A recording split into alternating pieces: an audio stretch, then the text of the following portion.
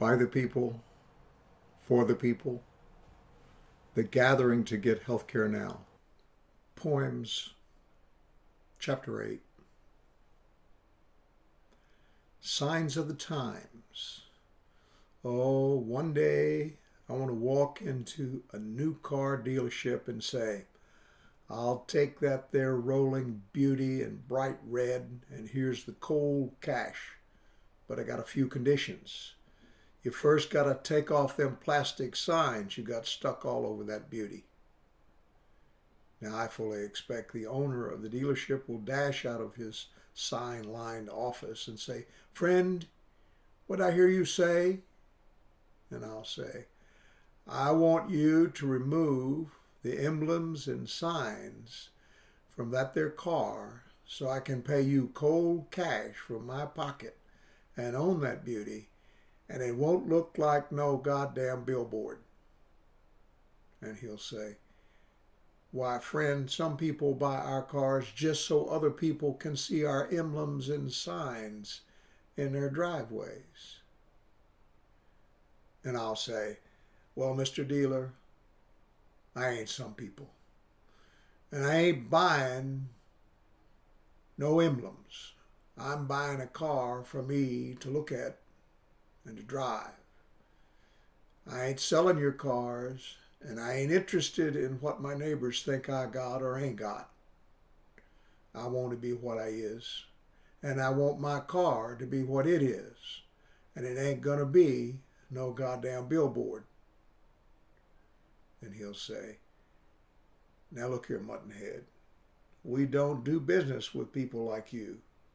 You just take your money somewhere else, and we'll keep our cars, signs and all.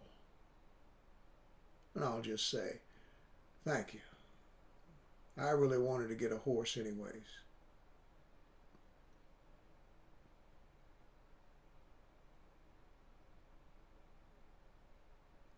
Denial of citizenship. I deny that I am a citizen of any country. While the nation claims to have power over me and power over the masses around me, I deny that I'm their citizen. Well, I'm not even civil, and I do not grant to the nation any power, whether for good or for evil, to do or not to do anything. I do not acknowledge any right of any corporate machine or of any archy to make boundaries that say, this piece of earth belongs to anyone. Nor may the nation issue papers and numbers to me that limit my being to any place at any time. What's the point? I can't be crowded from the earth except by death. And he who kills me or kills any man kills his nation, inasmuch as it's good. And inasmuch as it is evil, he kills nothing. And his nation was a lie. So, no more of my life shall be spent as a citizen. I will not be a witness for any group or for any cause, nor will I be used to make others submit to the will of the boundary makers and the paper pushers and the killers of the spirit of man. I hereby return my numbers: 1-858-0446, 452-6328, 043-59786, 010-5729, 366-413, 102-98247, 368841, 8615719, and 101-21-314. Please file them.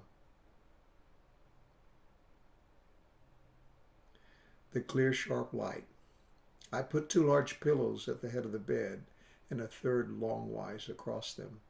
I sat back on the pillows and let the light from the window stream across my writing pad. I relished that light. I could see clearly the white paper, my colored hand, the sharp marks of my pen. My eyes felt young. They danced through the letters, never guessing at what I wrote.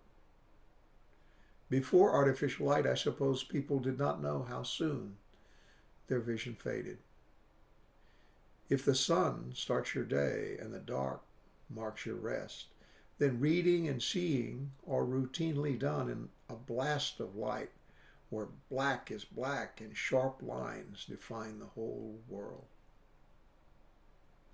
Imagine the rhythm of life if it were just from sun to dark and dark to sun. You would match your natural gifts with the energies provided and enjoy the light rather than replace it.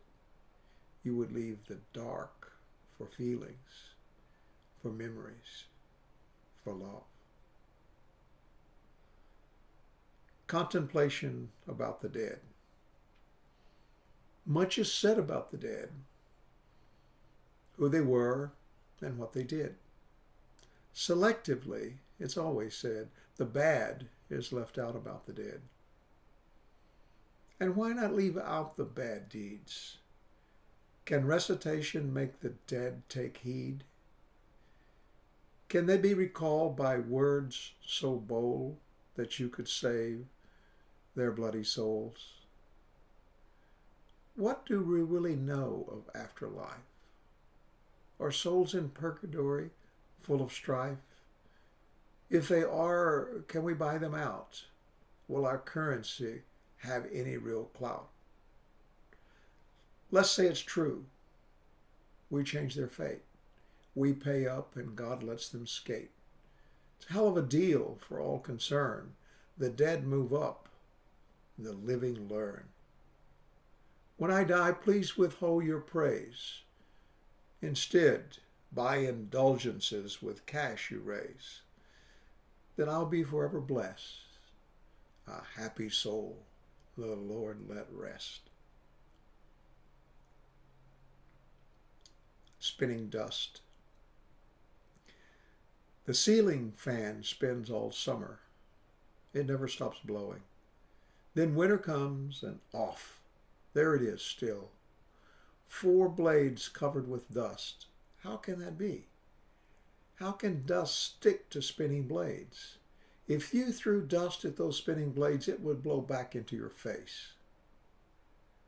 It's a special dust. Dust for spinning blades. Does it have little hooks that bite the wood like barnacles on a whale? It's piled up in spots on the ends, on the leading edges. In some places it hangs like moss. Other places are streaked from the swirls of air. I may not clean it this year. I may just let it spin another season to see how the dust patterns will change and how many hooks will grab the wooden blades. Executive travel. Met a woman from Encino on the plane. We were squashed into the last 3 seats of a 2-prop microplane built for hunchbacks. And between us sat a 300-pound construction worker. Now, she could hold down a good-sized helium balloon herself. And I've been considered joining Overeaters Anonymous. Needless to say, the plane flew nose up. And when the pilots dropped beer cans, the cans rolled back under our feet. The point is, she lost in court. First time she had been married, 40 years old. The SOB asked her where she was going, and she told him to fuck off. And the judge had just lost his estate to his ex-wife, and his new bride was pregnant and didn't like the apartment. So the judge gave the SOB the house and everything else. He thought he was hearing his own case. She's going to appeal as soon as she wins enough money in Las Vegas. She'll get her shit back. Hell, the SOB's lawyer didn't even write a brief. He'd just been cleaned out by his ex and had spoken privately with the judge. Really? A screwing by the judge? Worse than the SOB gave? The construction worker lived across the street from her. He said, "Look at me." She did.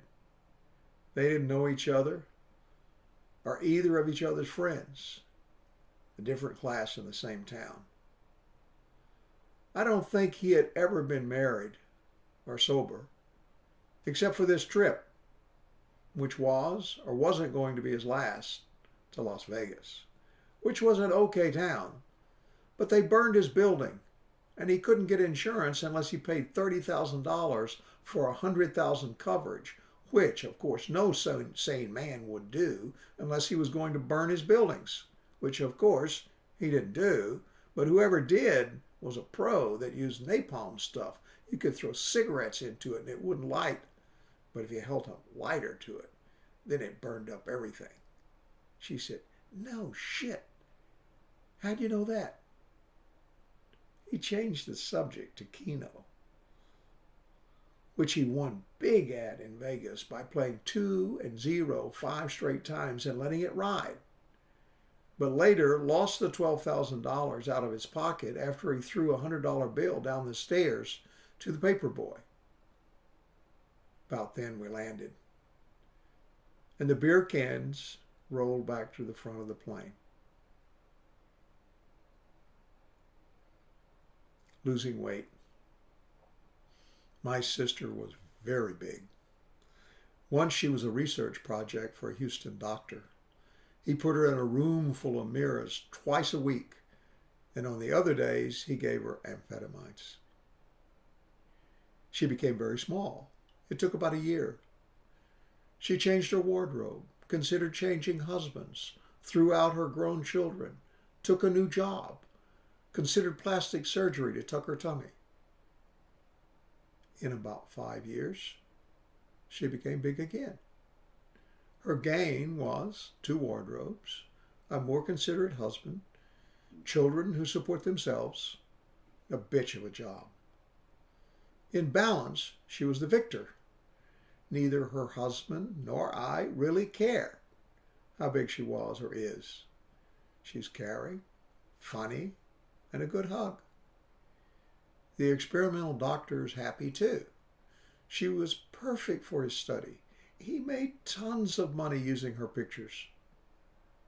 It's nice for everyone to get through that big to little to big cycle so that the bullshit you have to hear from your family and friends ends. You can say, "Okay, assholes, I can do it." But it really isn't necessary because you're not treating me any better. And I like having people make sure I sit in sturdy chairs and next to the best food. Afterward, the family just says, "She did it," and I got tired of telling her she looks good. I was relieved to see her back to normal. We have the picture of her thin. We'll put it by her casket.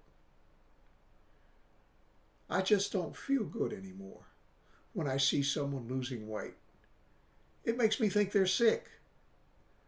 They might have to go to the hospital, where anyone's lucky to get out alive.